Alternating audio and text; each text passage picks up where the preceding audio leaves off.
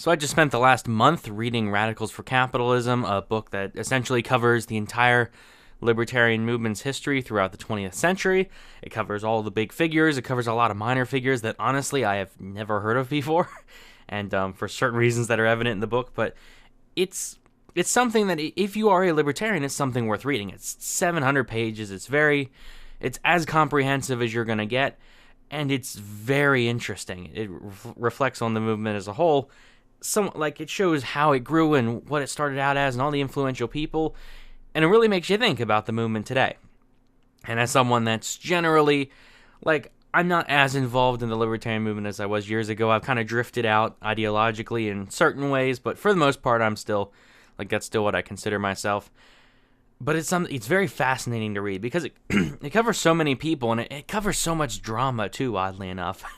It covers, you're reading about this person, you're like, this is one of the greatest people ever. It's so amazing how they had their set of beliefs. They had, they formulated all this from the ground up. They were one of 6 people that believed it. They thought they were alone. They found someone. They founded their own, the story of the Foundation for Economic Education, for example, how they started that up as the first educational organization in terms of economics and all that. It's absolutely incredible how they do it. And it's written by Brian Doherty, who is a senior editor at Reason, at least as the time it was written. And he is very accurate in what I can say. I mean, I'm not an expert on everything I've read, but I've read a few other biographies on other people, and he's mentioned a lot of the same stuff.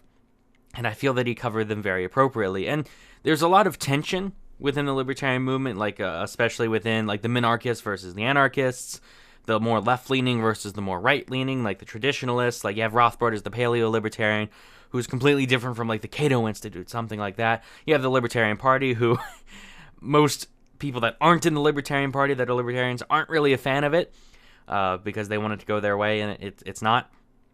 But it's very interesting, and I appreciate how, despite all that current tension between these groups, that the author, Brian Doherty, was able to cover that very well. I did not see any clear bias.